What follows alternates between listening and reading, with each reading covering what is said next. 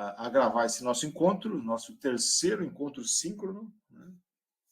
Que vai ficar aí para vocês também, terceiro e penúltimo, né? Semana que vem, vamos ver se a gente faz um último encontro, para tratar de algumas questões mais de interação. Acho que semana que vem nós vamos conversar mais, deixar vocês falarem mais, embora tenha ainda conteúdos que a gente poderia explorar, né?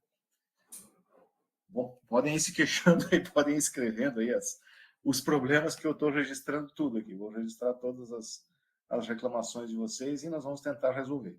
Em função disso, não se preocupe, ninguém vai ser prejudicado por causa disso, né? Se vocês não conseguirem entregar tarefa, fazer tarefa e tal, por questões técnicas, nós temos essa compreensão e vamos...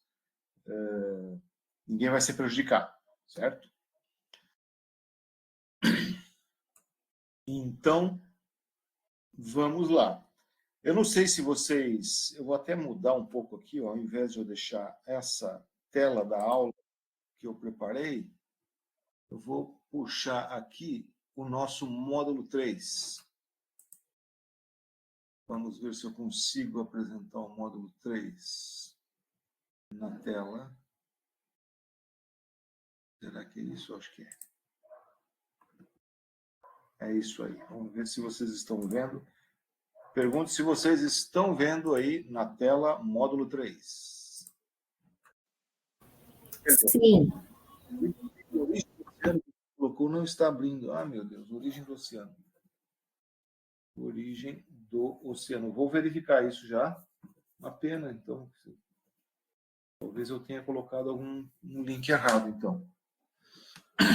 Maravilha. O que eu queria, enquanto vocês podem ficar à vontade de se manifestar, eu queria ver com vocês, né? Se vocês conseguiram dar uma olhada, a ideia sempre era essa. Na verdade, assim, o nosso guia de estudo é básico, é único. É assim, no período entre uma aula e outra, é legal vocês lerem, verem os vídeos, né, de cada módulo. Nós temos um módulo por semana, então vocês têm um tempinho aí para organizar isso, né? Tentar entender, anotar dúvidas, fazer questionamentos, responder às atividades e fóruns quando possível, né? Estou vendo que nem sempre é possível, mas temos que resolver isso.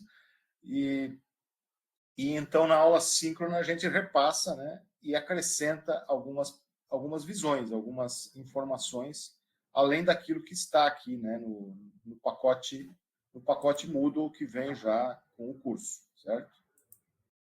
Então, nessa semana, eu não sei se vocês tiveram o tempo, a oportunidade de dar uma olhada no material.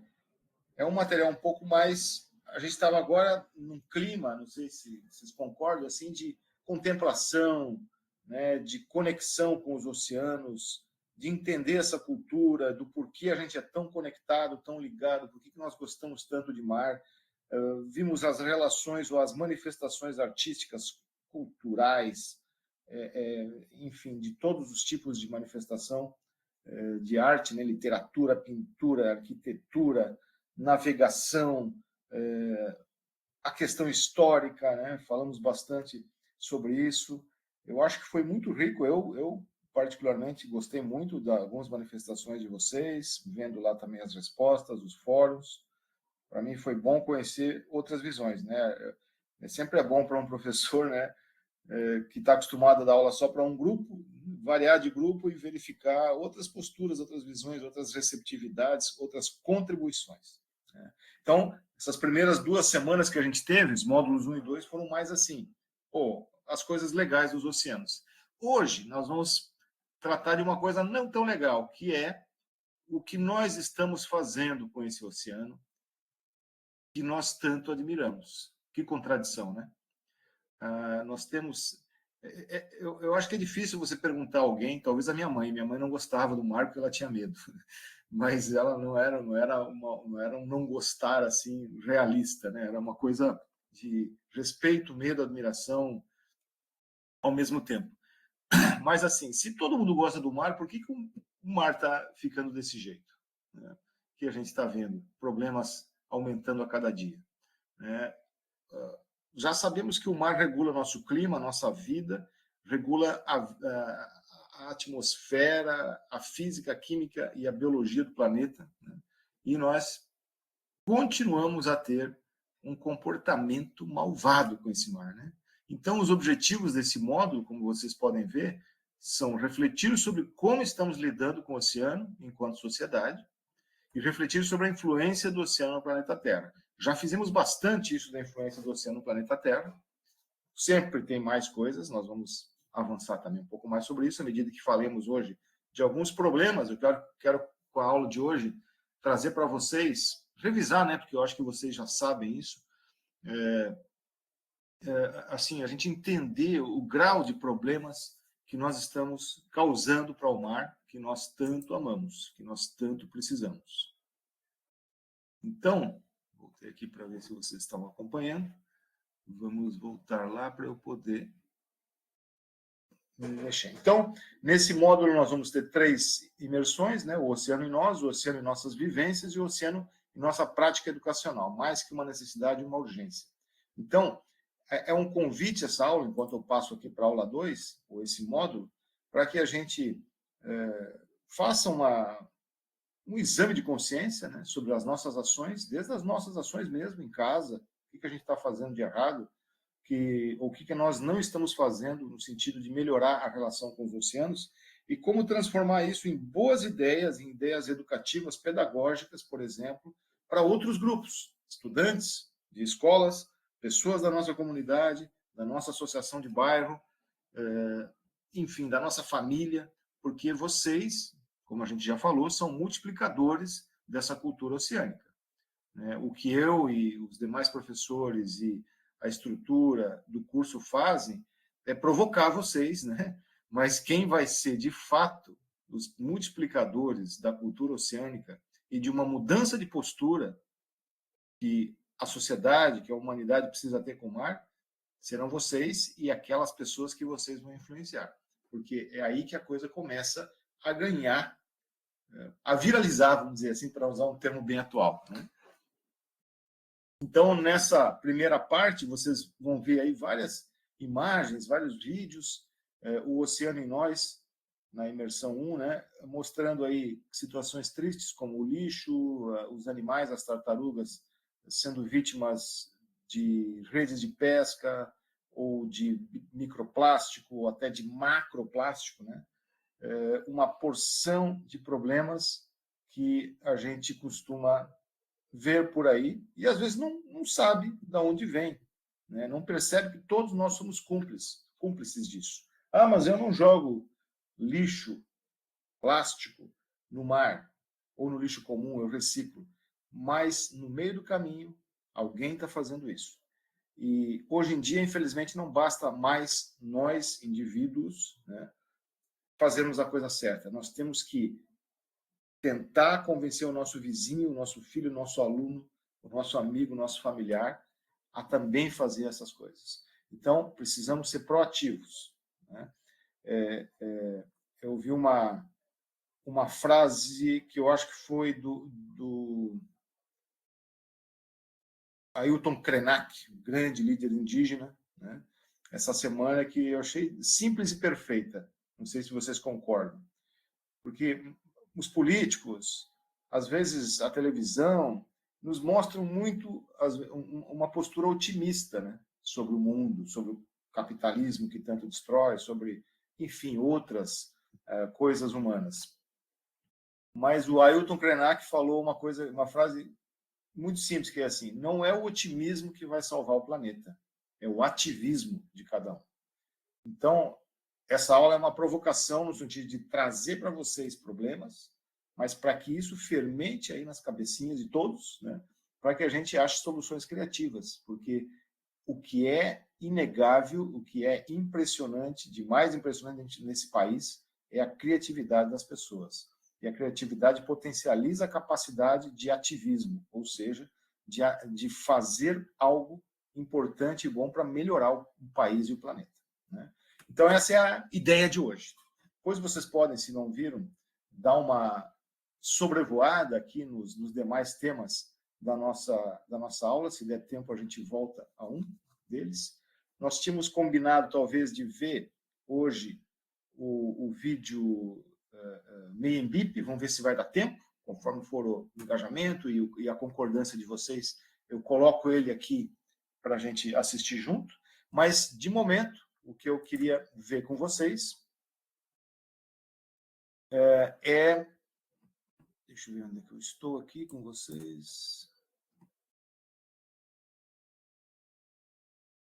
Sobre os problemas, as agressões que nós estamos cometendo com o nosso querido oceano. Eu vou colocar de volta aqui a aula.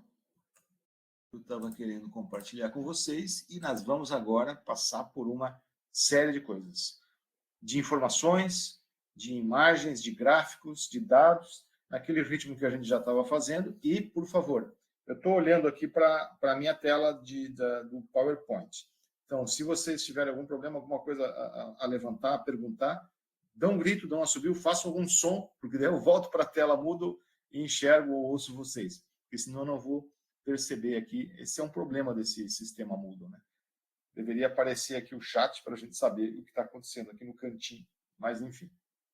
Então, a ideia de hoje é essa, o oceano em nós.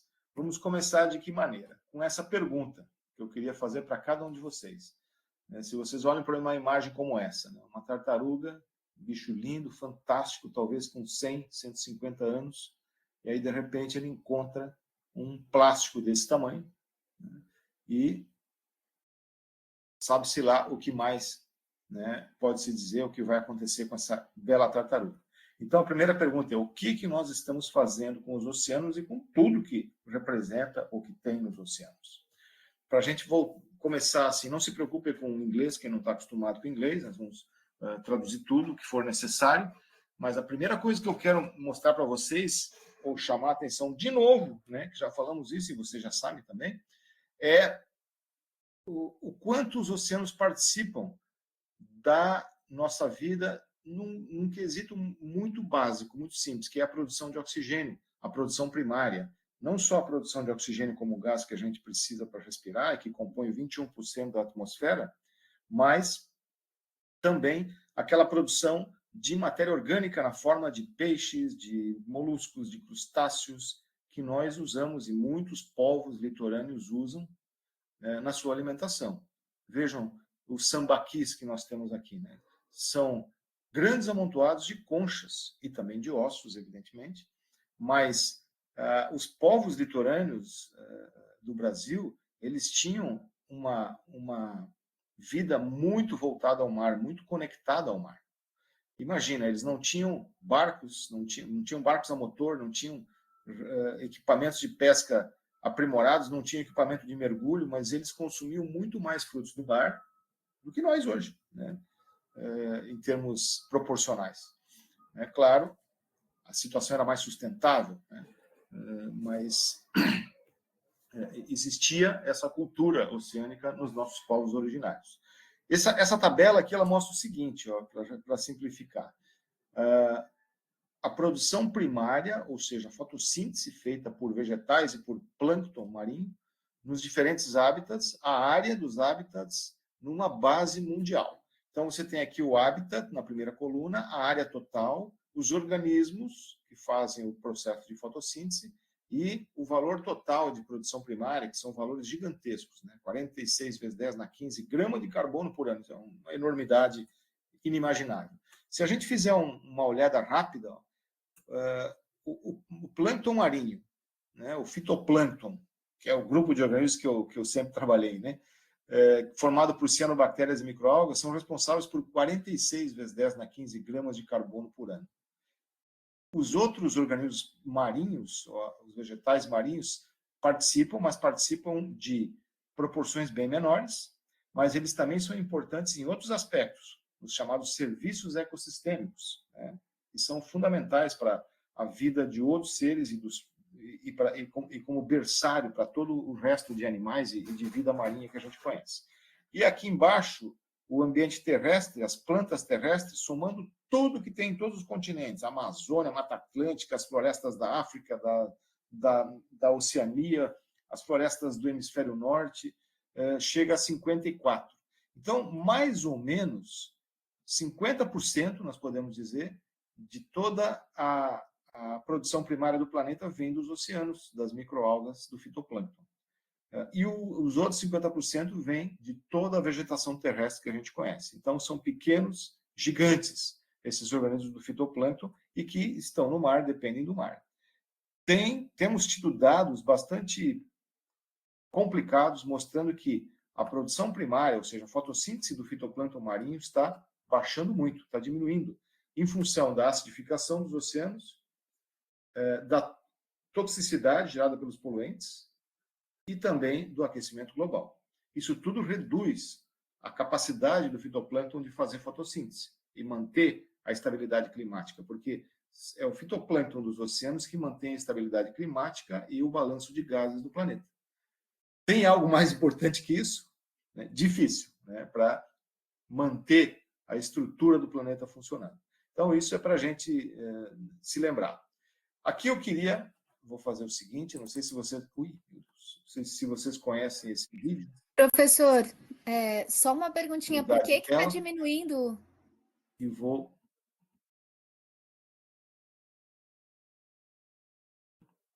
Um pouquinho, porque eu esqueci de abrir isso aqui previamente, para vocês verem um vídeo super interessante.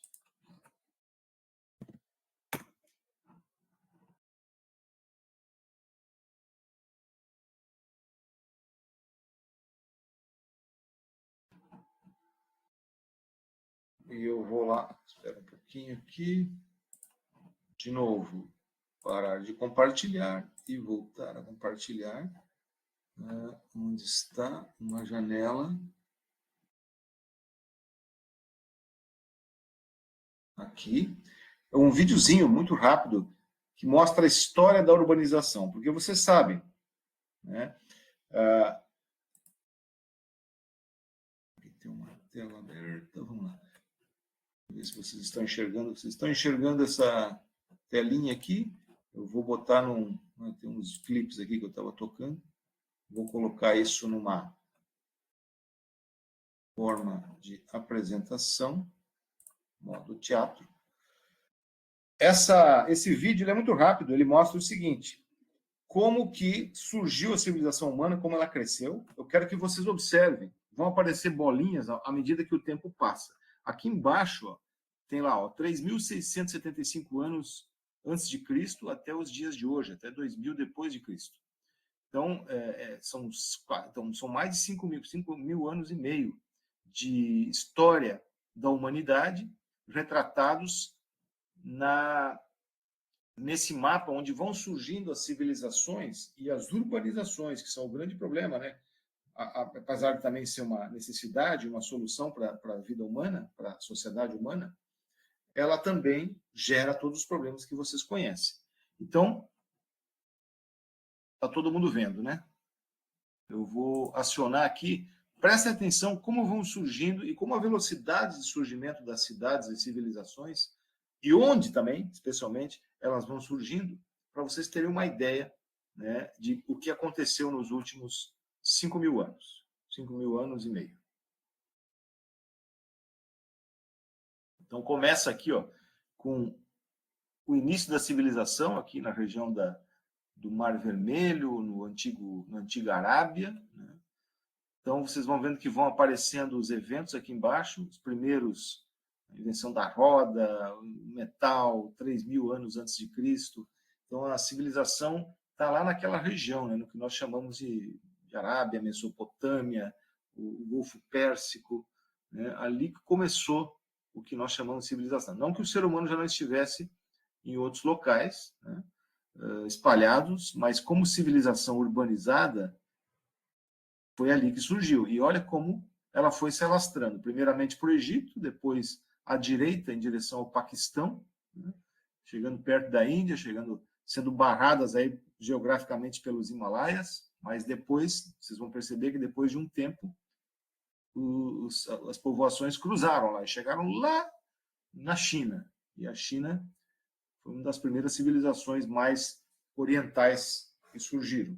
Depois, o ser humano começou a se direcionar para o norte, em função do fim da glaciação. a Europa começou a descongelar e permitiu essas pessoas e esses povos subirem, né, em direção à Europa, que depois se tornou um continente de grande expansão. E olhem que legal, aqui à esquerda, na América Central, em torno de 700, 800 a.C., já havia a civilização maia, né, proliferando, como é que se chama?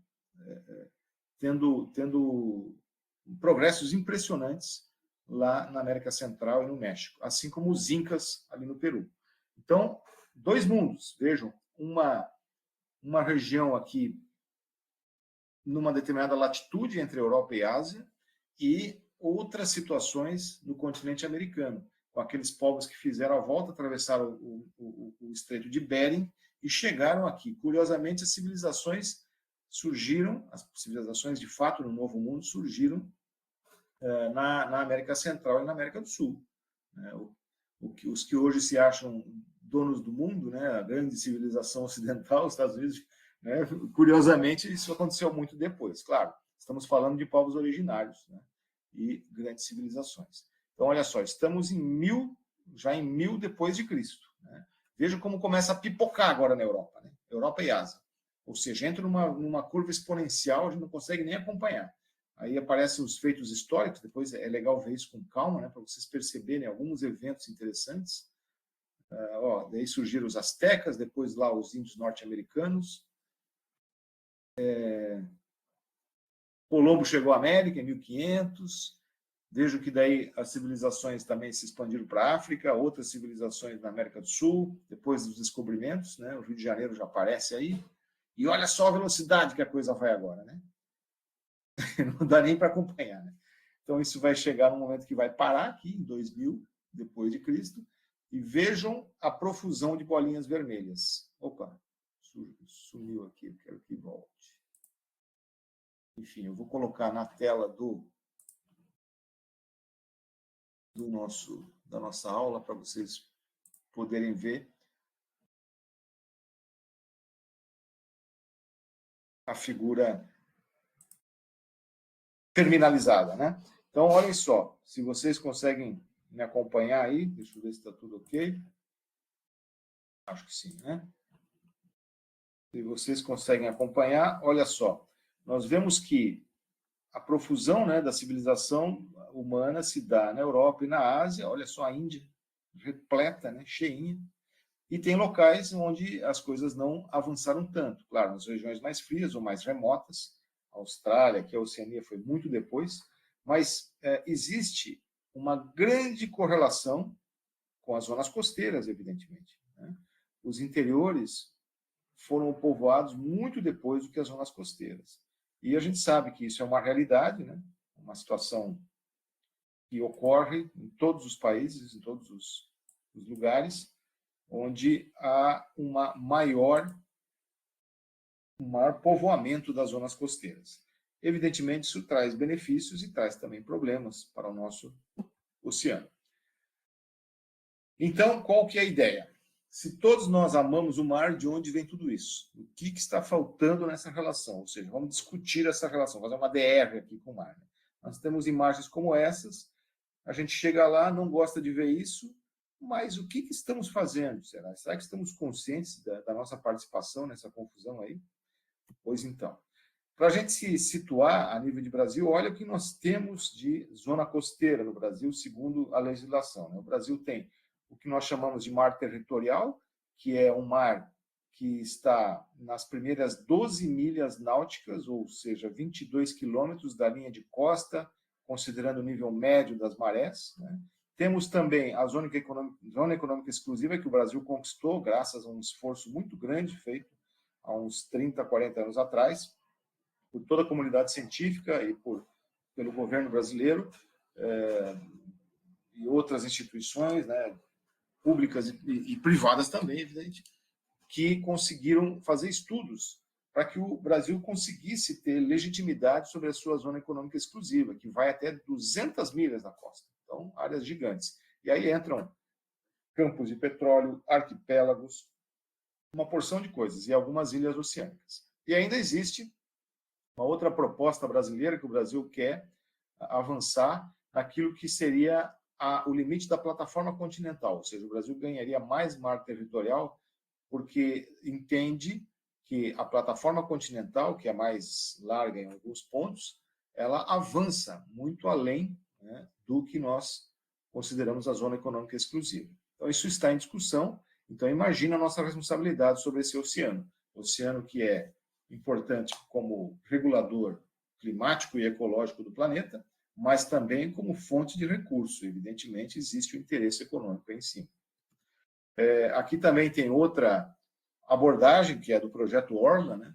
O projeto Orla, ele divide a faixa marinha, a faixa emersa da zona costeira e aplica diferentes legislações, propostas de gestão que já foram corrompidas em alguns momentos e que constantemente são atacadas por alguns setores, né?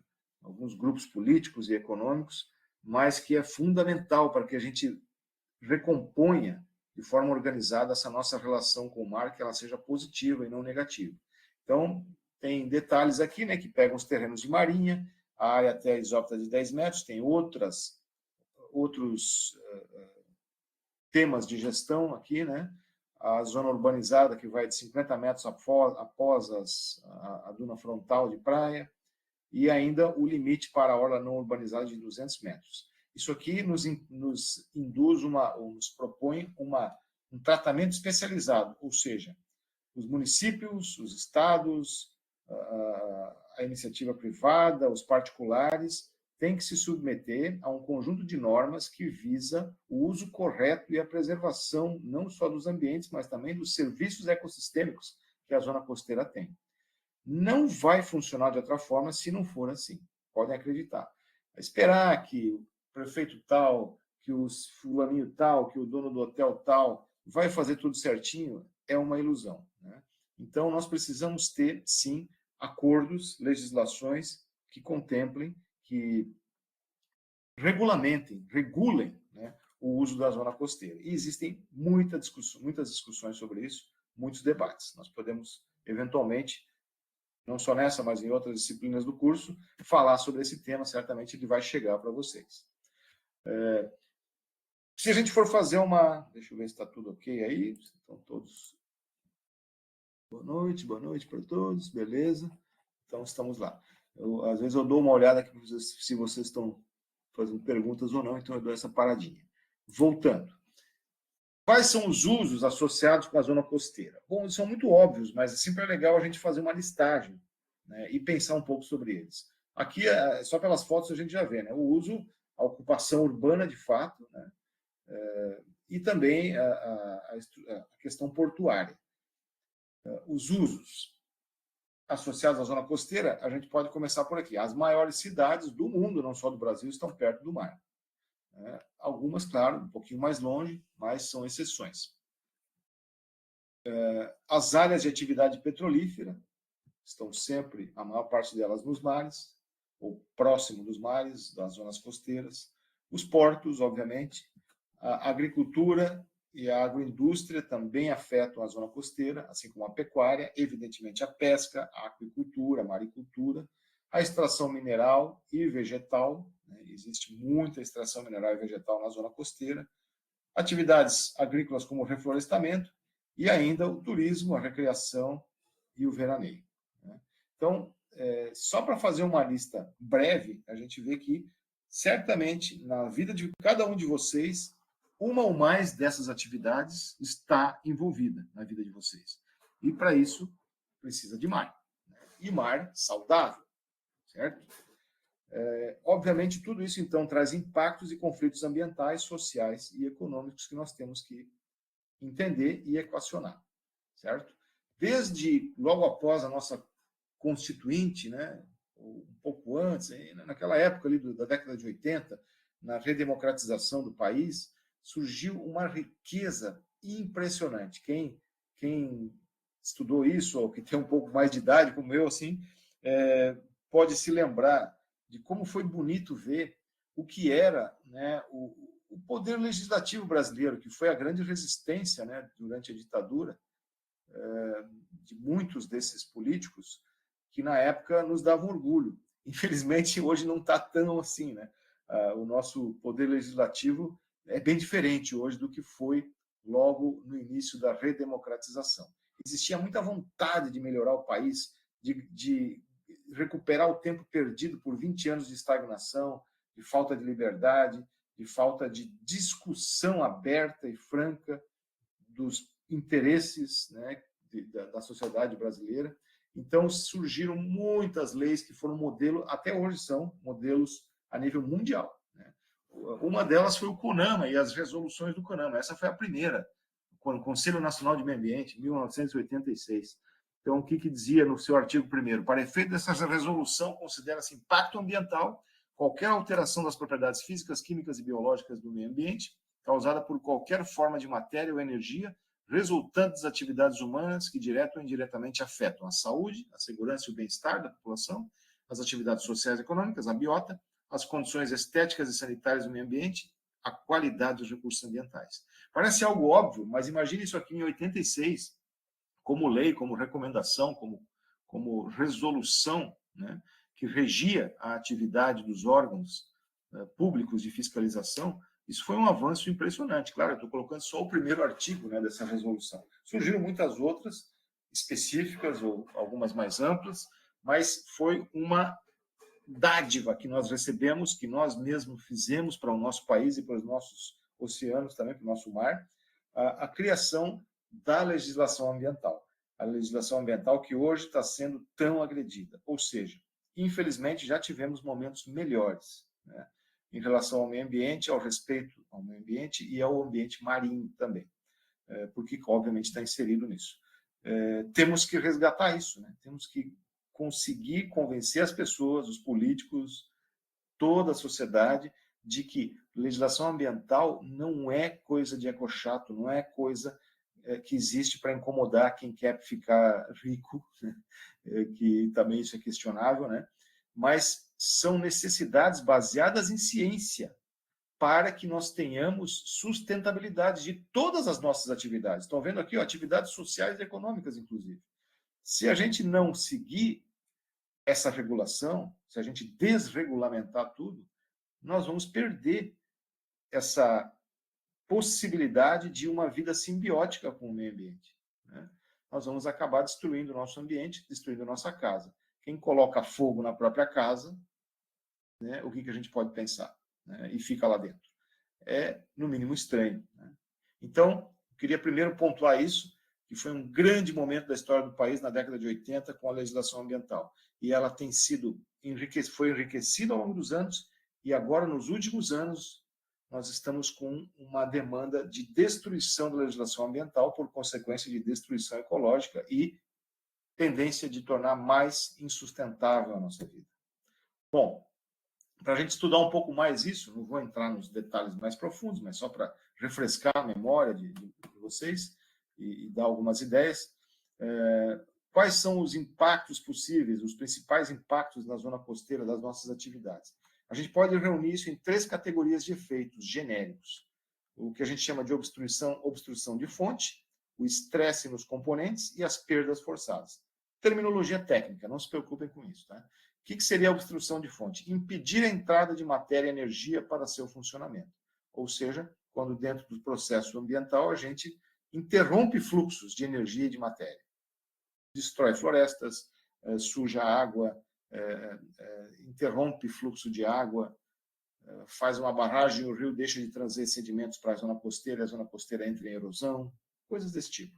Estresse nos componentes, causar alteração em seus componentes ou processos internos que produza perdas de matéria e energia. Ou seja, poluição, destruição, devastação que gera impactos e que perturbem os fluxos de matéria e energia nos ecossistemas. E ainda as perdas forçadas, quando a gente extrai de maneira forçada a matéria e energia. Ou seja, quando a extração, o extrativismo, a destruição por questões econômicas, ela extrapola o limite da sustentabilidade e gera um colapso.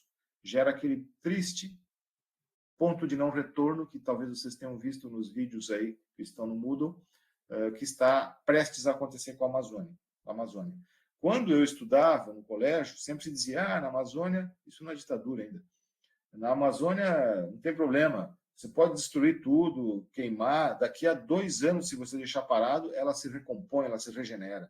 De fato, existe essa capacidade nas florestas, né, em muitos tipos de ecossistema. Mas quando se ultrapassa um determinado nível de agressão, em termos de impacto, em termos de área, em termos de repetição das agressões, podemos chegar no ponto de não retorno. E aí, meus caros, aí é triste, né? Não tem nem o que dizer. Tudo bem por aí? Está todo mundo... Hoje vocês estão mais quietos, espero que estejam acompanhando.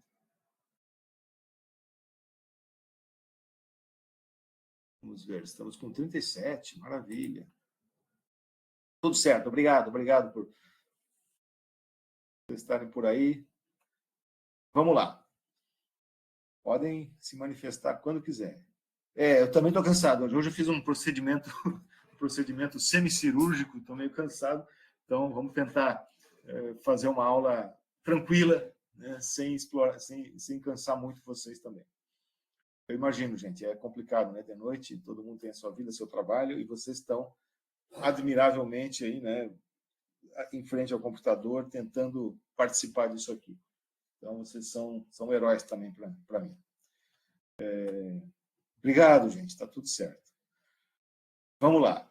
Essa figurinha, ela parece bonita, né? Mas vamos ver o que ela quer dizer.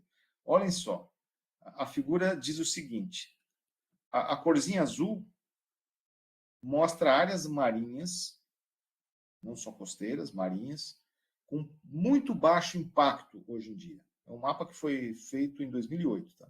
Já é antigo, já tem novas versões provavelmente. E à medida que vai ficando mais amarelinho, chega nesse vermelhão aqui, ó, é impacto muito alto, ou seja, as zonas completamente costeiras ou marinhas completamente comprometidas, poluídas com perda do que nós chamamos de serviços ecossistêmicos.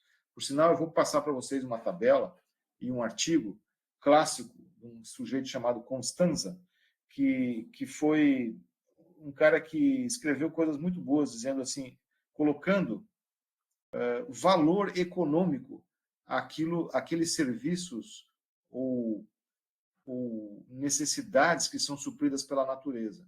Por que isso foi importante? Porque tem certos grupos no mundo que a gente vive, né, capitalista, etc., que só entendem que algo é um problema quando afeta economicamente. Então, você colocar valor, prejuízo associado a uma devastação, a uma destruição de um ecossistema, explicando os processos, porque a gente sabe, por exemplo, que vai faltar água para a agricultura brasileira se continuar esse ritmo de devastação na Amazônia. Isso é uma coisa, mas é para eles mais complicado de entender às vezes. Mas agora, se você fala que cada árvore cortada é um valor X dentro desse contexto todo de prejuízo, é às vezes mais fácil para entrar na cabeça dessas pessoas. Então, o Constanza foi muito importante porque ele publicou trabalhos que nos orientam. Eles dizem lá, por exemplo, quanto vale um hectare de mangue? Quanto vale um hectare de pampa, de Mata Atlântica? E por que vale isso? Aqui a gente está vendo essas imagens e eu chamo a atenção para vocês, eu pergunto onde estão as piores áreas, né? Onde está mais vermelhinho. Obviamente, né, são nos países desenvolvidos, lá na Europa, Estados Unidos, Japão e China, aqui região aqui do Golfo do Sião, né, Tailândia, Malásia, Singapura, Índia. Ou seja, quanto mais gente e mais desenvolvimento econômico, mais impacto ambiental nós temos na região costeira. Tem alguns aumentos aqui, ó, se vocês verem, o Caribe Leste é uma área que ainda não está muito impactada, mas começa a preocupar em algumas ilhas em função do turismo excessivo. O Mar do Norte já está há muito tempo detonadérrimo, né? Então, em função de um monte de agressões. Essas agressões aqui não é só poluição, tá? É agressão como perda de espécies usadas na pesca, perda de ecossistemas, perda de possibilidade de uso das áreas para turismo, enfim, uma porção de coisas. Nas águas do Japão também nós temos problemas terríveis, né? O Japão, embora o Japão tenha reagido, está reagindo, embora talvez tardiamente, né? as agressões que eles mesmos impingiram lá aos seus mares. Eles estão muito bem preparados, mas ainda estão correndo atrás do prejuízo. E algumas áreas, como aqui na Grande Barreira de Corais da Austrália, que você vê muito azulzinho. Isso aqui é um alívio para o planeta. Né? Nessa região, nós temos ainda áreas pristinas. Né? Assim como na Antártica, você vê um azulzinho, e no Ártico alguma coisa, embora o Ártico esteja descongelando. No Brasil, tem um pontinho vermelho ali, ó, Rio de Janeiro, e começa a ter outros pontinhos vermelhos aqui, que é justamente onde nós estamos, Florianópolis, em função dos dados que vão ser gerados. Evidentemente, esses mapas são alimentados por dados gerados. Se um país não gera dados científicos, não há como alimentar o mapa para essa região. Como a gente tem publicado bastante coisa aqui no Brasil, começam a aparecer esses dados e eles mostram uma realidade que não é algo muito simples. Vamos lá, participação de vocês. Isabela, participei do projeto Orla há uns anos atrás, infelizmente um projeto tão fundamentado está guardado na gaveta. Infelizmente isso é verdade. Aqui na cidade de Penha, e acaba desestimulando esse movimento em prol do meio ambiente. Não é só em Penha, é em vários locais. Também participei do Orla bem no começo e vi muitas coisas acontecerem, muitas ideias geniais, mas nós estamos sempre com aquele problema, né, de sair do papel da discussão, do debate e partir para a atividade prática. Estou muito preocupado agora com a COP30, né, se fala tanto, vai se falar coisas fantásticas, vão se levantar dados espetaculares, nós vamos ficar empolgados de ver o que vai acontecer na COP30 durante a COP30. Agora, não sei o que vai acontecer de fato, né, com o que vai ser levantado lá. Será que nós vamos fazer acordos? Será que nós vamos tomar iniciativas? Ou vamos continuar só falando muito e fazendo pouco a nível mundial nesses grandes acordos, né? Então, enfim, é uma preocupação que sempre vem, né? Bom, essa aula tem bastante coisa, não vou abordar todos os detalhes, né? Mas o que a gente sempre mais facilmente consegue entender como agressão à zona costeira é a poluição. O que seria a poluição tecnicamente? A adição ou liberação de substâncias que reduzem a qualidade do ambiente marinho, poluentes tóxicos ou nocivos para a vida marinha, né? Esse termo, essas definições, abrange uma porção de substâncias que pode ser desde o esgoto doméstico, né, uma descarga de qualquer atividade humana, até radioatividade, produtos químicos extremamente perigosos e que comprometem todos esses processos. Aqui tem essas figurinhas, ó, onde a gente vê a poluição agindo em praticamente todos, né, as atividades relacionadas ao mar, desde a coluna de água aqui no Pelágico, nas áreas de Recife, nas áreas pantanosas, né, de gramas marinhas, nos mangues, nas praias, né, e as diferentes imagens aqui vocês vão ver, né, a entrada de nutrientes que é gerada pelo escoamento dos rios, com os nutrientes da agricultura, ou os esgotos, que trazem muito nutriente, matéria orgânica, que por sua vez diminui o oxigênio, enfim, uma quantidade tremenda que gera uma série de problemas, incluindo perda de biodiversidade, redução dos serviços ecossistêmicos, perda de qualidade, perda da nossa possibilidade de interagir com o mar como deveríamos. Então, a poluição é, de fato, talvez a mais visível, mais frequente dos problemas na zona costeira próxima, né? A gente enxerga sujeira, enxerga mortalidade de peixe, enxerga microplástico, macroplástico, sujeira para todo lado. Existe também um fenômeno que está cada vez mais frequente em algumas regiões específicas do Brasil e do mundo, que é a eutrofização. O que é essa eutrofização? O nome vem do grego, né? Eu é verdadeiro, e eutrofização é gerar alimento de fato, ou seja, alimento para que a microbiota dos sistemas ou as plantas respondam. Basicamente é o seguinte: você coloca nutrientes em excesso, adubo em excesso num ecossistema aquático, e ele responde com alguns grupos de organismos crescendo muito, fazendo fotossíntese, mas se acumulando na superfície ou no fundo, dependendo do tipo de sistema, e crescendo excessivamente, desbalançando as cadeias tróficas, ou seja, não conseguimos mais fazer aquele fluxo, né? Onde a alga faz a fotossíntese, sobra um pouco de alga, mas o zooplâncton come algumas dessas algas, os peixes comem um pouco desse zooplâncton, nós podemos comer um pouco desses peixes, depois as bactérias decompõem tudo. Quando nós colocamos nutriente em excesso, a gente como que bombeia a parte da base da cadeia trófica, gera um incremento, certo?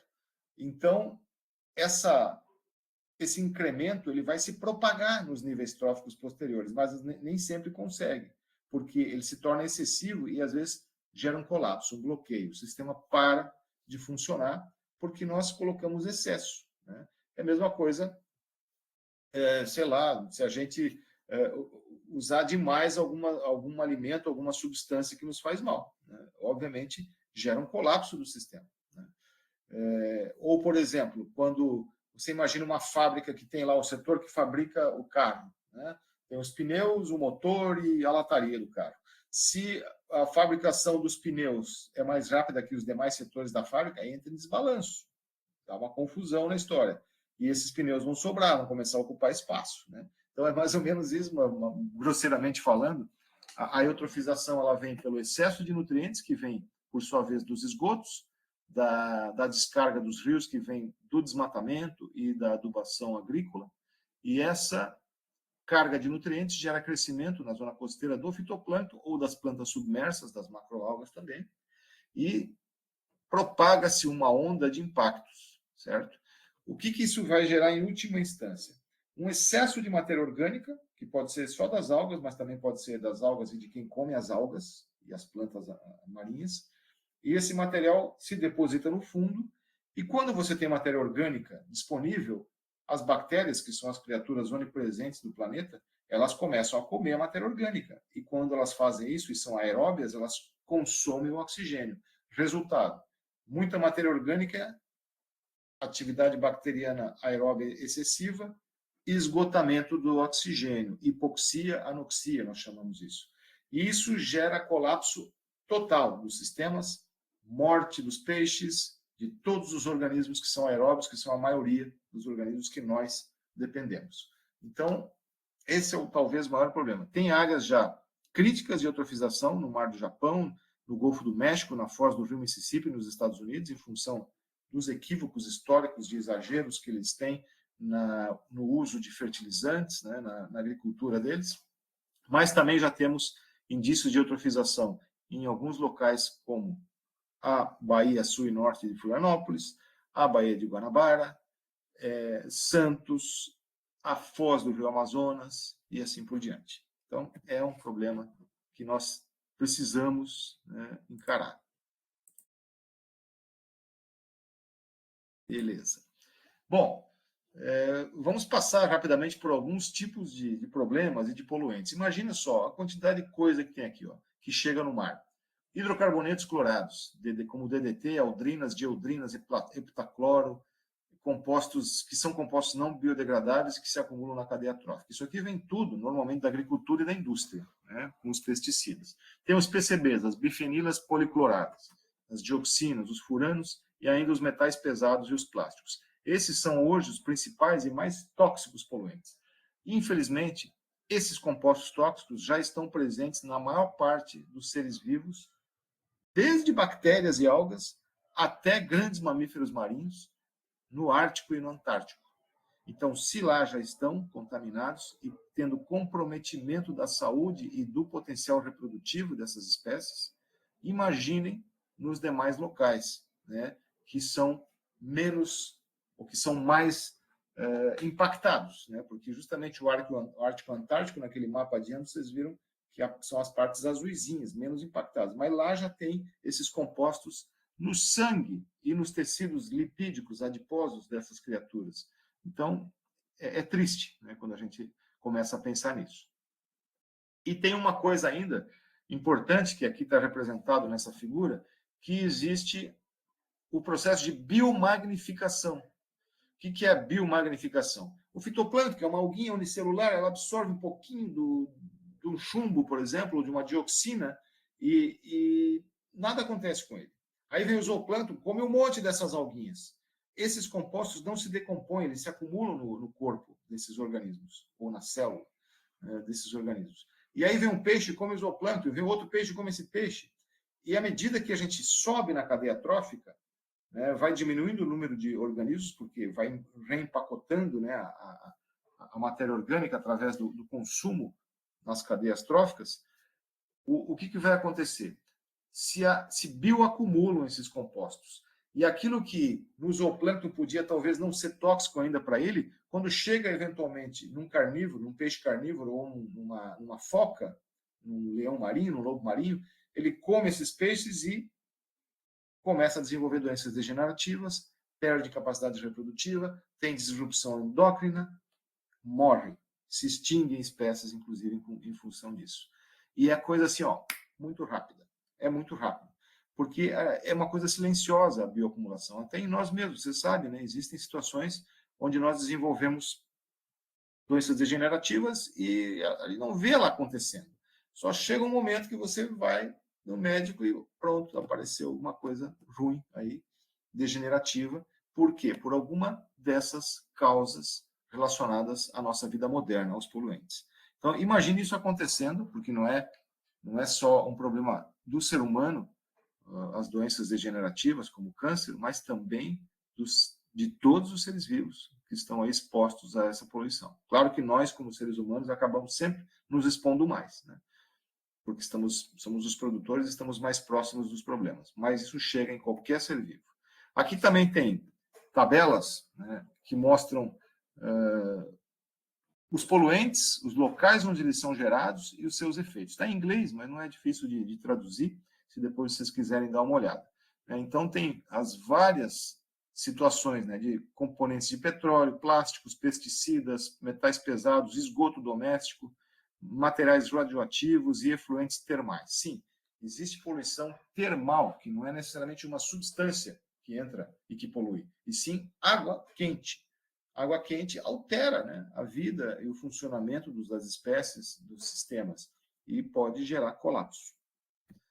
Uma outra tabela que mostra os principais impactos de atividades industriais sobre os ecossistemas marinhos, os ambientes marinhos, né? Por exemplo, esse aqui vale a pena citar pelo menos a atividade, para ver se vocês talvez identifiquem algo aí nas suas regiões.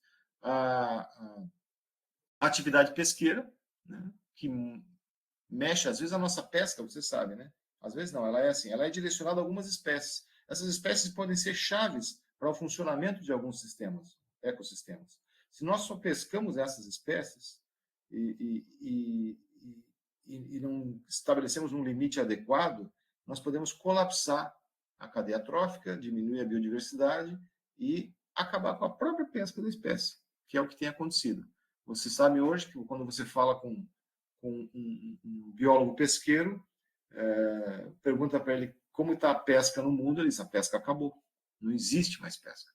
Virtualmente acabou a pesca no planeta inteiro.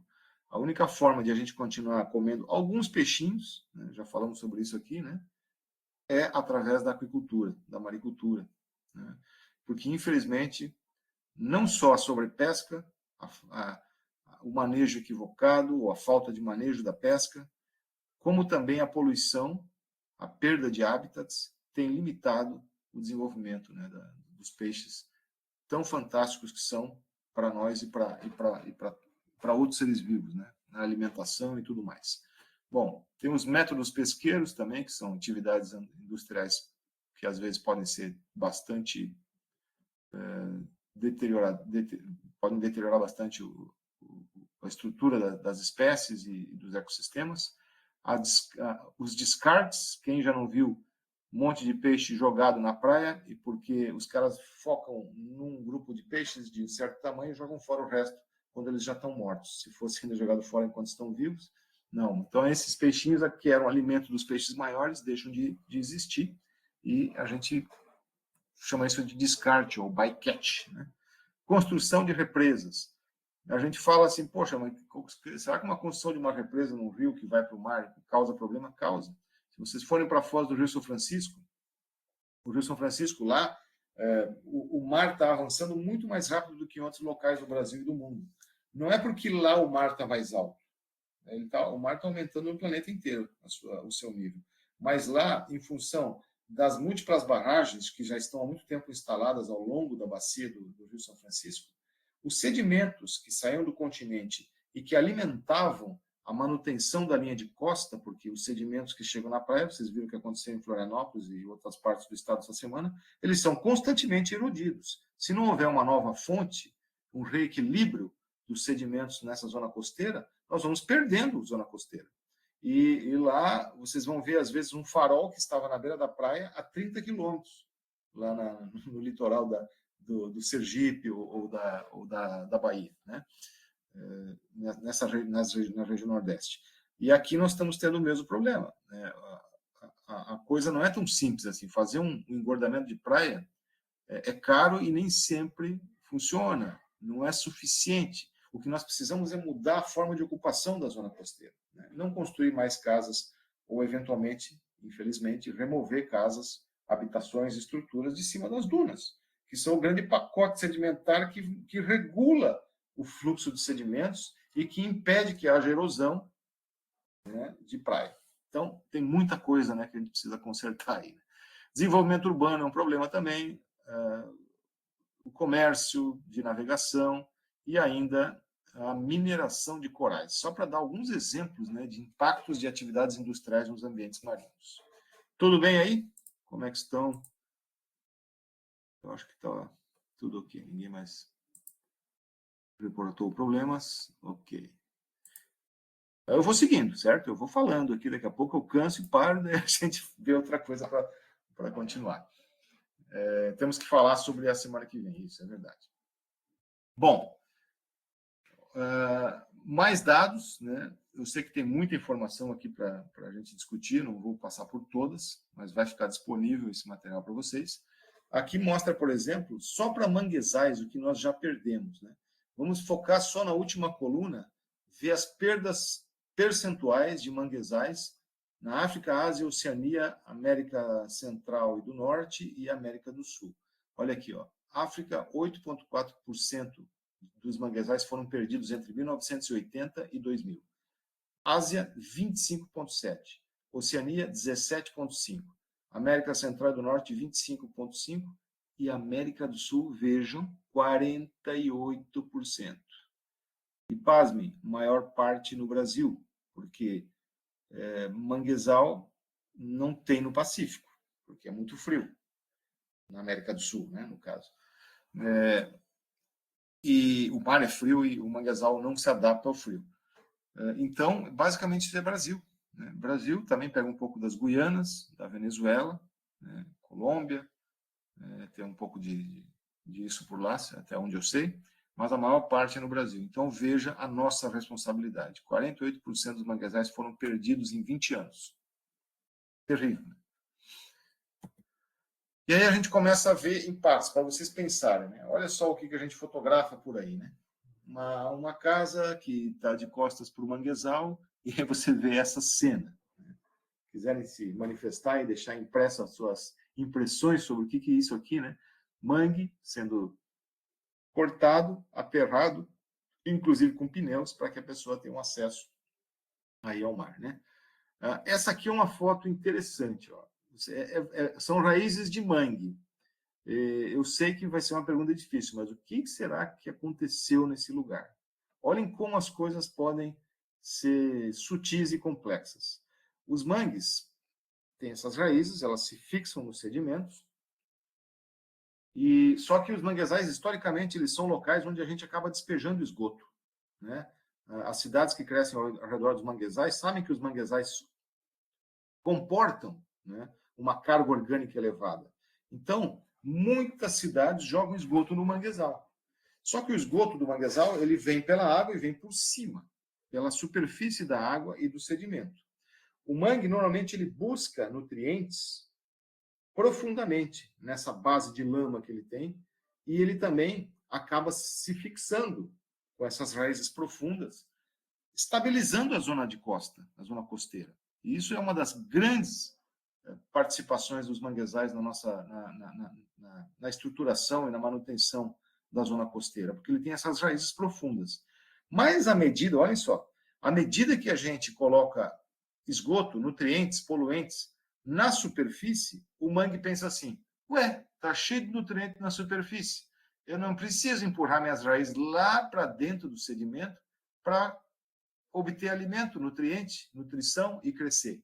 Então, o mangue fica com as raízes mais rasas, as raízes profundas, inclusive, morrem, e os novos manguezais, opa, vou deixar minha raizinha aqui. Por que eu vou gastar energia produzindo grandes raízes para dentro do sedimento se eu tenho o nutriente que eu preciso em superfície? Resultado, num evento extremo de maré ou de tempestade, as raízes se expõem, porque a erosão acontece com muito mais intensidade. Então, quem iria, né, imaginar, eu quando vi essa foto e li o livro de onde ela vem, um livro de ecologia, eu falei, caramba, como é que pode, né? A gente olha isso e vê o que será que aconteceu? Excesso de nutrientes, de adubo, de esgoto, o mangue deixa de aprofundar as raízes, e aí quando vem a primeira ressaca, ou algumas ressacas, o sedimento é elevado, porque não tem mais a raiz para segurar o sedimento. Então, um impacto, né, que a gente produz que, às vezes, não é percebido, né, por algumas pessoas que deveriam tomar decisões e observar regras, né, de comportamento na zona costeira. Aí tem mais fotos, algumas bem dramáticas, né? Vocês estão vendo aqui, isso aqui é uma zona de zona costeira na China, né, com uma concentração tremenda. Essas coisas amarelas brilhantes que vocês veem são fazendas de aquicultura. Nada contra a aquicultura, né? Eu acho que é importante, interessante. Eu admiro muito a agricultura, mas ela precisa também ter limites, né? Tudo tem que ter limites. Aqui os caras ocuparam manguezais, zonas costeiras, ecossistemas costeiros com que antes eram filtros, né, de poluição e de sedimentos, com locais que são produtores de sedimentos e de poluentes, em excesso. Não tem como dar certo a longo prazo, né? Aqui também, para vocês terem uma ideia da coisa impactante que existe na Tailândia, no Golfo da Tailândia. Toda essa margem que vocês veem aqui, ó, com tanques de cultivo de camarão para abastecer o mercado americano e europeu, tudo isso aqui era manguezal, certo? Então, isso gera, além de tremendos problemas na desestabilização da linha de costa, poluição, intoxicação, também gera problemas de florações de algas nocivas, marés vermelhas, enfim, problemas terríveis. Os americanos e os europeus estão lá comendo, né, camarão, nem sempre de boa qualidade, porque ele já está impactado por esse sistema muito excessivo, né, de cultivo. E ainda as pessoas que ficam sofrem, né, com as consequências da devastação dos manguezais. Isso para vocês terem uma ideia do tamanho de uma mega fazenda de cultivo de camarão com 18 mil lagos, tanques na Indonésia. Cada quadrado desse é um desses lagos. Cada casinha dessa aqui, ó, que está na figura de cima, espero que vocês estejam vendo o meu mouse, é uma casinha dessa. Então, isso aqui é um negócio gigantesco, que tem uma indústria toda de processamento aqui no meio. É uma fazenda absurdamente grande, onde era o quê? Manguezal. Então, pode fazer? Pode, mas tem que se estabelecer limites e, acima de tudo, se você gera impacto, neutralize o impacto. Se uma atividade econômica gera impacto, ela precisa se preocupar com a neutralização do impacto para que esse camarão seja um camarão sustentável, né? E não um camarão que reflete simplesmente a destruição, né, do planeta e da estabilidade ecológica desse local. E também física, né, geológica. Então, é complexo. Aqui uma foto de uma área que era um marisma, né, um salt marsh, mas foi feito como se fosse mais bonito, né, botar pedra e coqueiros e grama num local que antes tinha um ecossistema natural com múltiplas funções ecossistêmicas e ecológicas. Agora perdidos para uma suposta, né, um suposto local para as pessoas enxergarem o mar.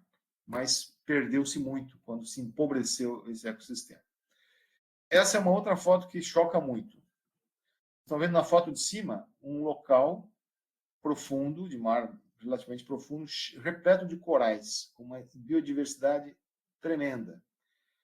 abaixo, na foto de baixo, o mesmo local, a mesma região, depois da passagem de navios de grande porte, pesqueiros com rede de arrasto de fundo. Simplesmente se transforma uma coisa linda dessas, numa obra de arte, numa tela em branco, né? Numa tela morta. Simples, e o que acontece? 99% da biomassa que eles arrancam com as redes aqui, ela não é aproveitada para nada. Eles pegam os peixinhos, um que outra espécie, aí, talvez de coral, para vender, para fazer joia, etc. E o resto é lixo. E o resultado para o ambiente é esse ambiente estéril que ficou aí. Então, outra situação, né? O branqueamento dos corais. A gente já falou, quando há acidificação ou incremento da temperatura, às vezes é assim.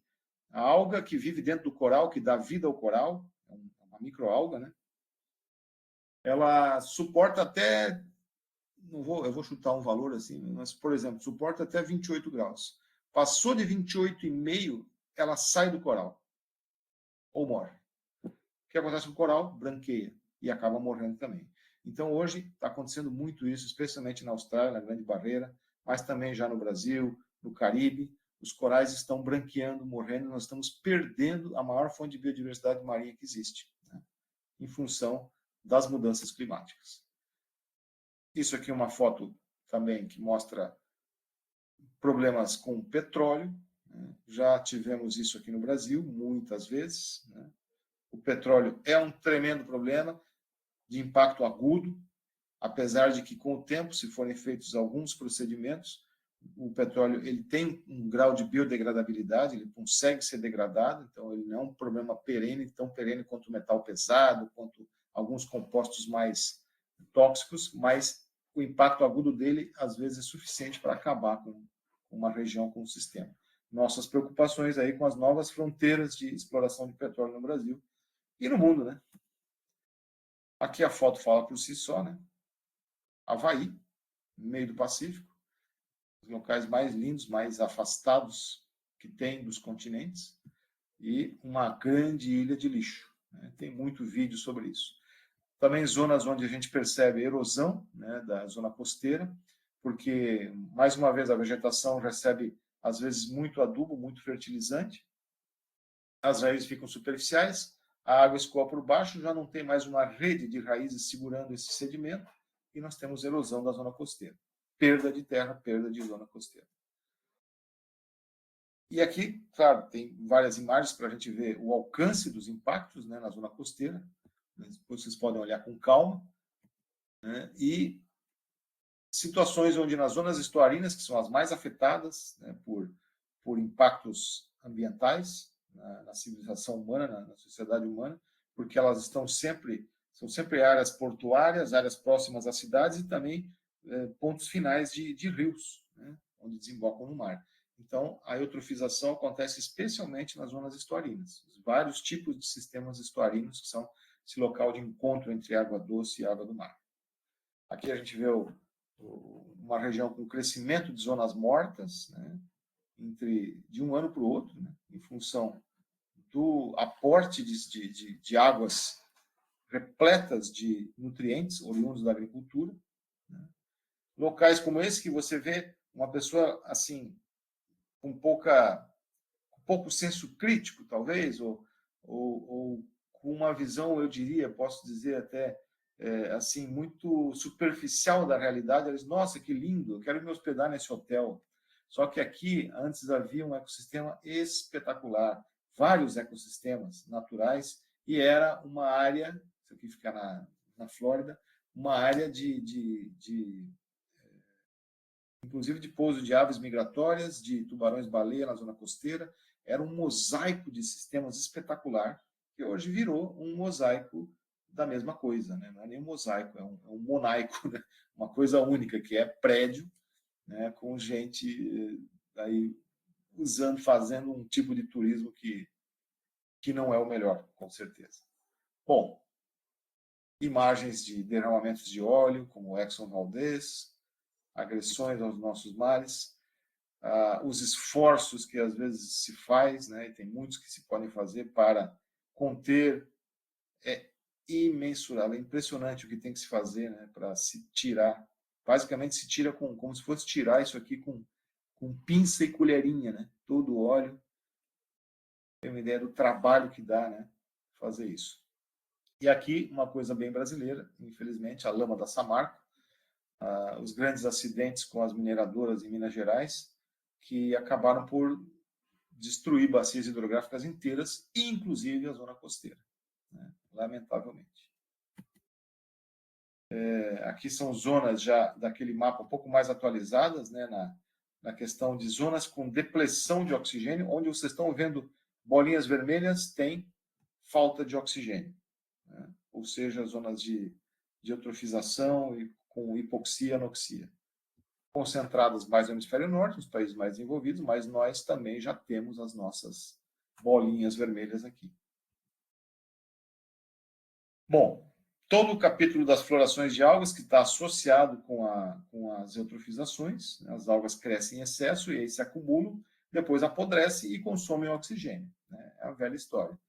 Isso aqui foi na China, aconteceu durante as Olimpíadas de 2008, onde um pouquinho antes de começar as Olimpíadas, nas regiões onde iam ter as provas de mar, houve uma mega floração de uva, dessa alga verde aí, e a população inteira da cidade de Qinzhou teve que ser chamada, foi obrigada a ir pelas praias e pelo mar a recolher as algas para que os Jogos Olímpicos pudessem acontecer. Aí as imagens eram absurdas, né, como essas aqui. Evidentemente, essas algas estão aí por quê? Porque elas estão crescendo, se alimentando dos esgotos gerados aí. Hoje essa região foi saneada, curiosamente. Os chineses, quando querem, eles resolvem rápido as coisas. Mas olha o que foi esse impacto, né?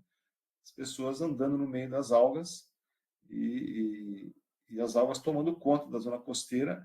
Vocês não imaginam. Quando está assim verdinho no começo, é uma coisa. Passou 2, 3 dias, começa a apodrecer, vocês não imaginam o fedor que é isso. É impressionante. Certo? Mas o pessoal estava aí, se divertindo até no começo, mas depois virou um problema tremendo, prejuízos de bilhões de dólares. E isso tudo já aconteceu parecido, guardadas as proporções, na Lagoa da Conceição, na Baía da Babitonga, em algumas lagoas costeiras aqui do sul do estado, e pode voltar a acontecer ainda mais. Aqui tem a explicação dos eventos, né, se vocês tiverem curiosidade, mas também temos florações lá em Fernando de Noronha, não relacionadas a uma deposição local de esgotos, mas sim a um problema que virou quase um incidente internacional entre o Brasil e o México, há uns anos atrás, que o meu colega aqui, Paulo Horta, estava nessa briga aí. O que aconteceu? Se detectou, não só aqui em Fernando de Noronha, mas em vários locais do Caribe e próximos da foz do Amazonas, no Nordeste brasileiro, gigantescas acumulações e florações dessa alga parda chamada sargaço, que originariamente ela ocorria lá no alto mar, chamado Mar de Sargasso, uma zona de contenção de material marinho, e se acumulam essas algas em águas quentes. Só que agora, depois de um tempo, em função do desmatamento da Amazônia e do crescimento exagerado do agronegócio, com o uso exacerbado e descontrolado de adubos, fertilizantes, as águas da foz do Amazonas estão em processo de eutrofização e estão jogando esses nutrientes milhas, quilômetros, centenas de quilômetros para fora da costa e estão influenciando, estimulando o crescimento dessa alga, inclusive o ferro que vem do solo amazônico, não só os fertilizantes, mas o ferro também, que vem da erosão. Então formou-se um novo banco, ou mar de sargasso, que está se depositando em algumas praias da América Central e do México, gerando problemas terríveis para eles, econômicos mesmo. E eles queriam, inclusive, processar o Brasil por isso, né? Um incidente internacional quase se formou. Então, esse é o nível de problemas que a gente acaba tendo, né? Aqui já a questão dos microplásticos, situação triste, não sei se você sabe, mas uma das praias de um grupo de praias que foram estudadas na costa brasileira, uma das que tem um dos maiores aportes ou maiores contaminações de microplásticos do Brasil é a bela praia, que me traz muitas boas lembranças, do Pântano do Sul, aqui na ilha. né? Tem suas explicações, mas triste. E aqui, Ilha dos Açores, no meio do oceano. Como é que esse plástico chega lá, né? É impressionante. Bom, aqui algumas fotos de fenômenos que são aqui próximos da gente. Quem é aí da região de Balneário Camboriú já deve ter visto isso, eu estudei esse fenômeno. E o que está acontecendo aqui são florações de briozoários, são animais marinhos bênticos, junto com algas, microalgas, que crescem porque tem muito nutriente e muita bactéria na água. Oriundo de onde? Dos esgotos. Mesmo que boa parte dos esgotos de Balneário Camboriú sejam tratados, eles não são totalmente tratados ou adequadamente tratados, mas também há muito esgoto sendo produzido, além da capacidade de tratamento que essa cidade tem. Que é uma coisa comum de acontecer por aí. Então, cenas como essas, o material que se acumula na praia, torna a praia feia, todos os dias tem gente limpando, gastando milhões para fazer essa limpeza, né? E esse fenômeno também gera mau cheiro e representa um sintoma, né? É como se fizesse um exame médico nessa praia, um sintoma de doença, sem dúvida, né? Então, alguma coisa muito errada. Isso aqui são fotos que eu tenho ao longo de muitos anos, né? Quando os fenômenos começaram a acontecer até chegarem num pico, e agora diminuiu um pouco em função da alteração que fizeram na engorda de praia, mas voltou a acontecer, e, enfim, a coisa é complicada, muito complicada. Então, teve várias coisas que se fez, que se tentou entender, né, por que esse fenômeno acontecia. Aqui tem algumas discussões sobre isso. O rio Camboriú, ele é eutrofizado, né, isso que gera tanta descarga de bactérias e de nutrientes para a praia de Balneário Camboriú, assim como aqui para o estuário de Camboriú. Então, é um processo de eutrofização mesmo. Mas também, um dia, numa fiscalização, vimos isso aqui, né, na foz do rio Camboriú, uma draga revolvendo sedimentos pertencente a um parente de um vereador ou de um secretário municipal da cidade de Balneário Camboriú, aquelas histórias que todo mundo já viu em algum momento, né? E tinha um envolvimento de algum político, não me lembro quem, não vem ao caso também, claro, ilegal, né? Essa draga, a gente estava junto com o pessoal da prefeitura fazendo uma visita técnica e foi flagrado, né, esse fenômeno aqui. As dragas, você sabe, né, elas revolvem o fundo e redisponibilizam um montão de poluentes que estavam lá quietinhos, né? Não fariam tanto mal se não fossem ressuspendidos. E aí, evidentemente, depois disso vem mau cheiro, vem mortalidade de peixes, vem contaminação, doenças, tudo associado. Aqui é só para simbolizar para vocês, uma figura que eu uso em aula às vezes, quando a gente tem uma cidade na zona costeira, sedimento arenoso, os esgotos produzidos e a própria pressão, a chuva que percola no solo dessa cidade, ele tende a fluir, ele não vai ficar parado aqui, claro, às vezes ele para e gera alagamento, mas em algum momento ele vai fluir. Para onde ele vai fluir? Para a praia. Aqui é um exemplo, a Avenida Atlântica em Balneário Camboriú, por exemplo, os edifícios, algumas arvorezinhas exóticas, e um fluxo tremendo de nutrientes que vai por baixo da estrutura urbana e brota na praia. A gente já comprovou isso aqui, né? Brota na praia o esgoto que é gerado na cidade, ou os contaminantes, o esgoto pluvial também, né? da água da chuva que carrega as porcarias todas que nós deixamos pelas cidades e contamina essa praia, alimentando aqueles fenômenos também que a gente viu ali de florações de briozoários, de algas e tudo mais. Então, são processos que nos acompanham. Eu sei que deve estar já cansativo, né, de tanto problema, mas essa era a ideia, era dar uma chuva assim de problemas para que isso estimule vocês, não só no contexto da conscientização das pessoas que estão sob a influência de vocês, mas também para que a gente ache soluções desde o nosso ponto de vista pessoal, doméstico, até soluções que podem ser grandes soluções inovadoras, que é que talvez a gente pode conversar na semana que vem, certo? Então aqui tem mais algumas imagens e só que já eu acho que falamos bastante. Sim, o uso do agrotóxico. Aqui na nossa região, na bacia do Rio Mampituba, divisa do estado de Santa Catarina e Rio Grande do Sul, é notório o impacto da agricultura e da agricultura. O manejo do solo leva a lançar partículas de solo no rio, todo o ecossistema, de fato. Eu já vi esse problema do arroz em várias lagoas costeiras aqui do sul de Santa Catarina também, é um problema que tem que ser equacionado. Ao mesmo tempo, em Araranguá, nós temos a EPAG, que faz propõe cultivo de arroz orgânico, né, que é um pouco menos agressivo. Então, existem soluções. Né? Sou de Ouro Preto, a região ainda sofre muito com a atividade mineradora. É uma velha história, desde o período colonial e o ciclo do ouro. Olha só. E Ouro Preto é tão lindo, né? Acho aquilo tão fantástico. Mas tem uma história fantástica também, mas existem as consequências. A mineração é um problema. Assim como aqui no sul de Santa Catarina. Tristes caminhos da humanidade. As leis não cessam, os descontroles. Professor, podemos fazer agrofloresta, uma agricultura inteligente, preservando e reflorestando. Perfeito. Essa é uma das grandes soluções, Isadora. Tenho visto isso muito no Globo Rural, nas pesquisas da EPAGRE e da Embrapa, o sistema agroflorestal e silvipastoril também, que você consegue até criar gado no meio da floresta, ou com uma floresta instalada, né, uma floresta plantada, e as soluções existem, assim, não sei, não consigo às vezes entender por que há pessoas que querem, escolhem, fazem questão de escolher o pior caminho, né?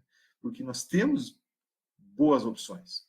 Né? A ciência e a criatividade humana traz essas possibilidades.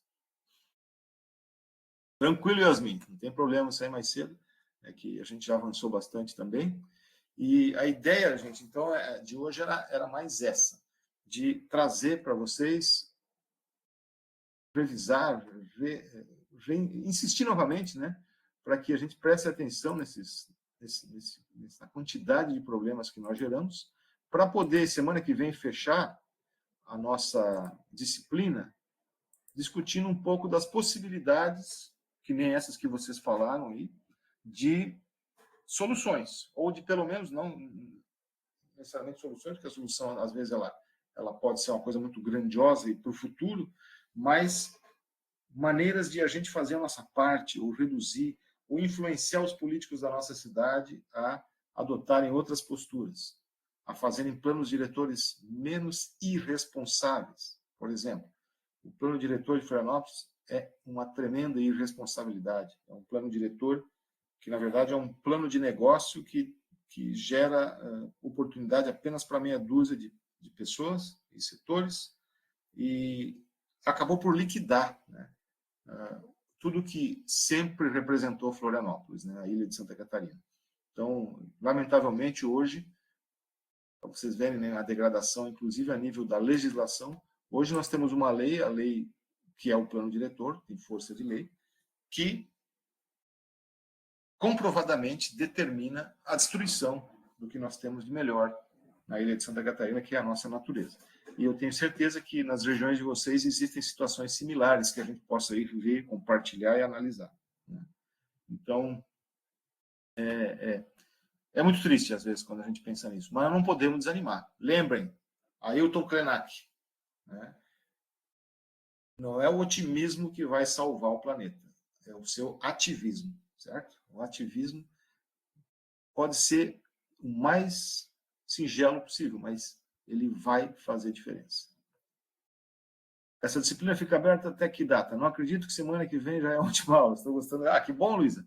Mas não, nós vamos estar por aí direto. A disciplina vai ficar aí os arquivos vão ficar aí no Moodle, a gente vai ficar disponível para conversar. Eventualmente nós vamos ter encontros presenciais mais para frente, em algum local, nos polos, né? Os monitores e nós, professores, vamos participar disso.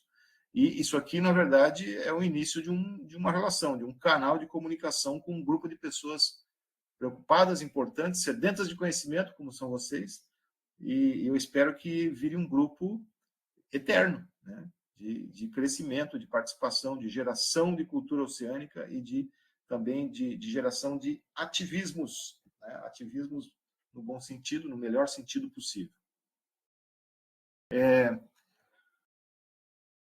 Vamos ver. Eu anotei os problemas técnicos novos que apareceram, né? Essa aula vai ficar gravada aí para vocês, obviamente. A proposta da semana que vem é a gente trazer soluções alternativas, mas também eu queria ver se é possível, se não vai ficar muito caótico. Já vou te dar a palavra, Fabiano. Se não vai ficar muito caótico, mas eu gostaria que a gente conseguisse, semana que vem, ter uma interação maior, vocês falando mais e a gente trabalhar em cima do que está na discussão, porque o módulo 4 é mais coisa de fórum mesmo, para a gente discutir, certo? Trazer os problemas, trazer soluções, trazer as alternativas, as opiniões de vocês. Então, eu falando menos, que vocês já sabem que eu falo demais, né? E vocês falando mais. E vamos tentar fazer esse jogo, então, na semana que vem, se vocês concordarem. Pode falar, Fabiane, tu estava com a mão levantada. Ah, sim. Não, não era nem nada muito profundo, era só, eu fiquei pensando sobre todos esses dados, né, que você disponibilizou. Me parece que foi mesmo uma aula provocativa, né, foi mesmo para que a gente tenha acesso a esses dados e Peraí, Fabiane, conhecimento, né? Desculpe, Fabiane, eu estava com o meu microfone baixado aqui, por isso talvez eu até nem tenha ouvido alguns de vocês. Pode repetir? Desculpa. Claro, não, estava dizendo que não é nada muito profundo também que eu quero falar, mas fiquei refletindo muito sobre todos esses dados que você trouxe, assim, me pareceu ser uma aula exatamente para provocar, né? E eu me senti extremamente impactada com muitas informações. Fiquei pensando, inclusive, sobre o quanto eu ainda preciso desenvolver de senso crítico para realmente lidar com essas coisas, né? E nas pequenas ações, né? Claro, elas já ajudam, mas ampliar realmente a potência que essas ações elas têm, né? A proporção disso é muito grande, né? E nos afeta de uma forma muito direta, né? Então, não são só os dados, né? São as causas desses dados, assim. Então, uns dias atrás eu estava assistindo um vídeo e durante o vídeo a pessoa, né, comentou, eu não sei quando foi que nós ficamos tão tolos que passamos a não saber mais tomar água num copo, né? Por que a gente precisa de um canudo plástico? Então, às vezes, são essas pequenas ações que acontecem no dia a dia e nem sempre a gente tem esse senso crítico tão trabalhado, né, tão desenvolvido para pensar numa proporção maior, assim. Perfeito, Fabiane. Obrigado pela contribuição. Eu penso da mesma forma. A gente está constantemente tendo que se estimular, se provocar, porque às vezes a gente acaba até esquecendo, né, dos problemas. Se a gente não está refletindo sobre isso o tempo todo, trazendo mais dados e trazendo mais pessoas para discutir essas questões, a gente acaba, sabe, engessando. Né? Você falou aí né, desses exemplos. Eu também, esses dias eu vi uma foto assim, e eu já vi isso em supermercados. Tinha, assim, os gomos de uma tangerina dentro de uma embalagem de isopor coberta com plástico. À venda num supermercado. Cara, aí eu vi assim, aí a pessoa botou assim, o exato momento em que eu perdi a esperança na humanidade. Porque, cara, a mesma coisa do canudo. Você ter que... Não tem coisa mais legal que você descascar uma tangerina com a mão? E ali os caras estão vendendo os gomos da tangerina numa embalagem de isopor coberta com plástico.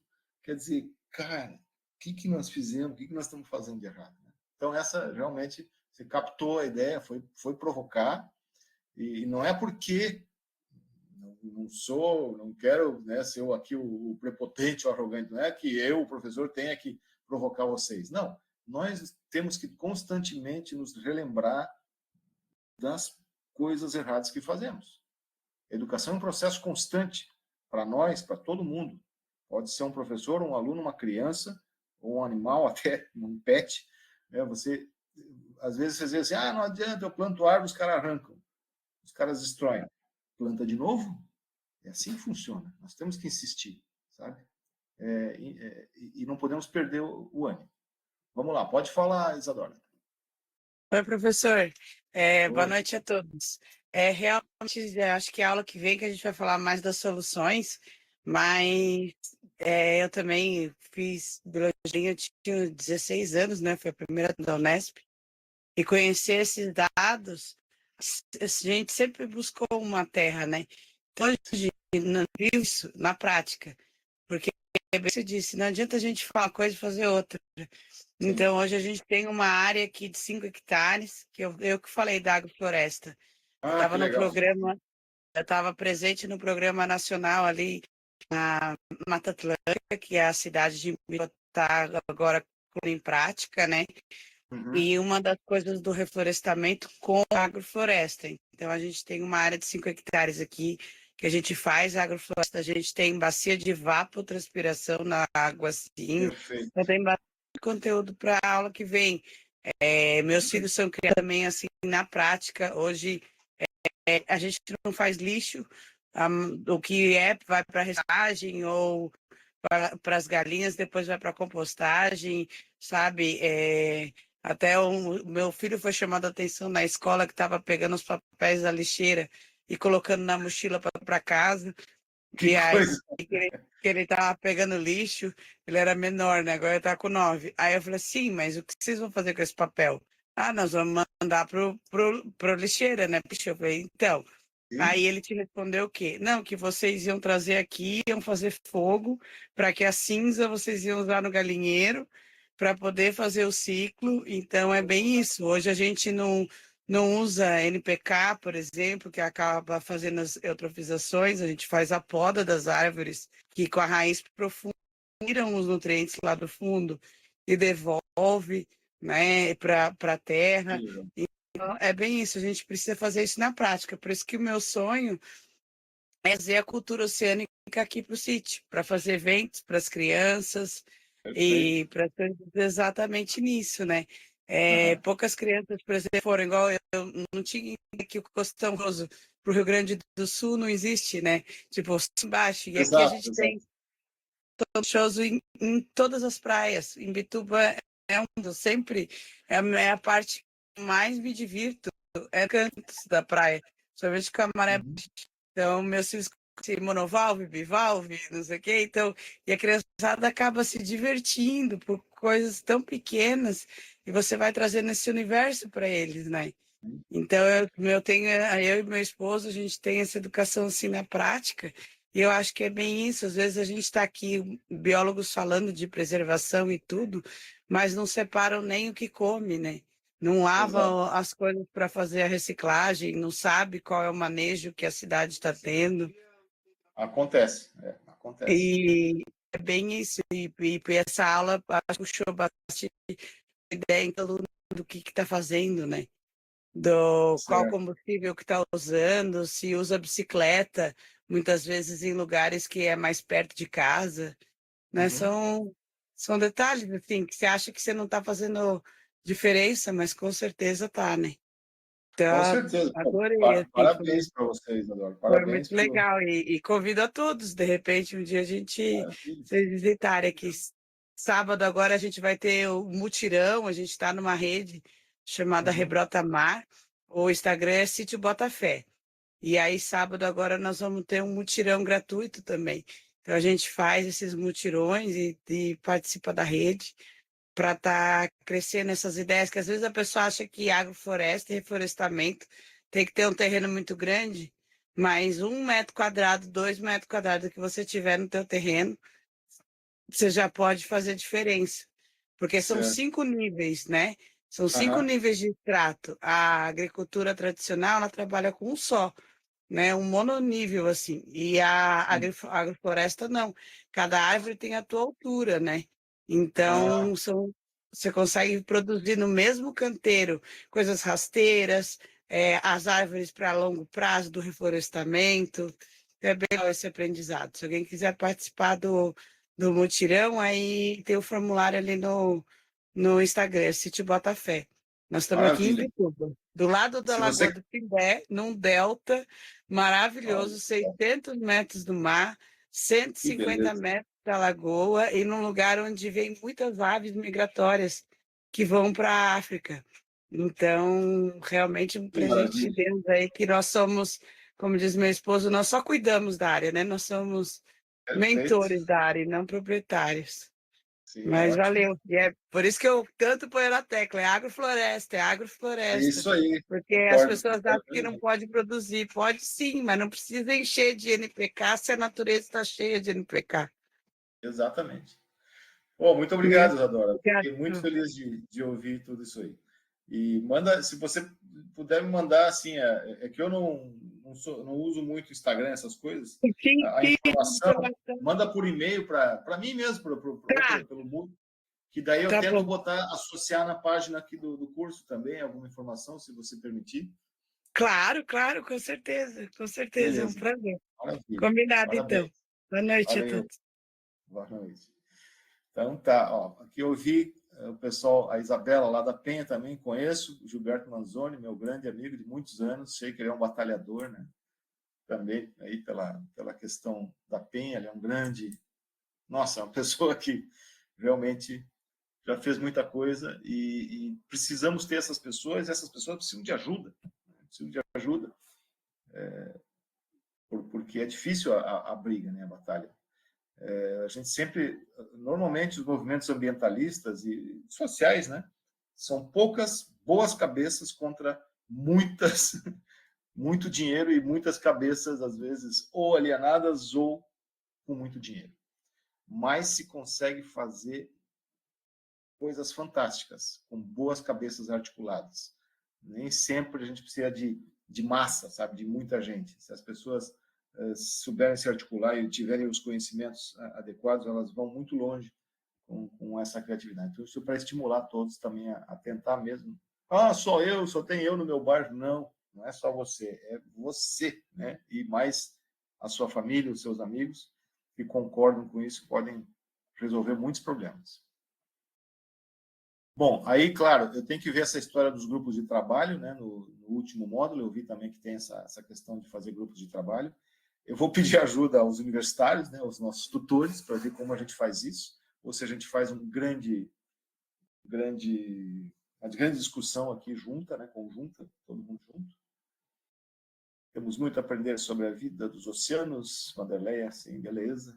Vai acabar, mas tem outras disciplinas similares, elas vão todas nessa onda. Não se preocupem. Chegando agora, irei acompanhar a gravação disponibilizada no Moodle, tranquilo. Né? A UFSC estava a defesa do concurso de curso da sua mãe. Que legal, cara. Olha, conclusão de curso da mãe. Bianca, eu não sei se esse link ele tem todo o MEMBIP. Eu acho que tem só sabe, sei lá, um making off, um negócio assim. Muito legal, né? A Isadora. Bom, eu acho que hoje não vai dar tempo, novamente, de a gente ver o MEMBIP. Eu sabe o que eu vou tentar fazer? Talvez até seja ilegal isso, né? Mas eu vou tentar fazer aqui uma gravação como essa aqui de aula do filme MEMBIP, porque daí fica uma gravação onde depois vocês podem consultar como se fosse uma aula. Eu vou ver se funciona isso, porque se não der tempo de a gente assistir junto na semana que vem, talvez dessa forma todos consigam, porque eu acho que é fundamental, que esse é um dos vídeos que eu gostaria que todos vissem mesmo. Diga lá, Bianca. Dá uma olhadinha nesse link, professor, porque ele está com 52 minutos. Eu vi aquele que o senhor colocou, que era acho que 20 minutos. Certo. Mas eu não cheguei a, né? Eu só consultei agora e vi que ele tem 52 Não, pior minutos. que viu? Você achou a mina do tesouro. Maravilha, estou vendo aqui, é ele mesmo, é o filme completo. Vou até ligar aqui e ver se está funcionando. E sim. Olha aí, pessoal. Maravilha. Deixa eu voltar aí para ver. Grande, muito bom, Bianca. Você não... conseguiu achar o link mágico. Eu não tinha conseguido isso até. Eu tinha só conseguido ver lá dentro do sistema lá da Time, não sei o quê, né? Que eventualmente eu consigo assistir aqui. Então, pessoal, ó, vejam aí, esse link que a Bianca deixou aqui no chat, copiem ele, guardem, porque ele dá acesso, pelo que eu vi, ao vídeo completo. 52 minutos, né? Então é ele mesmo. E eu cliquei assim para frente, vi alguns pontos e vi que é o original. Então, maravilha, agradeço a Bianca que conseguiu aí achar esse caminho. Maravilha. Não deixe de ver, vocês vão gostar muito. Ok, já são quase 9. Eu acho que nós podemos, se não tiverem mais manifestações, a gente pode ir encerrando. Eu vou encerrar a gravação e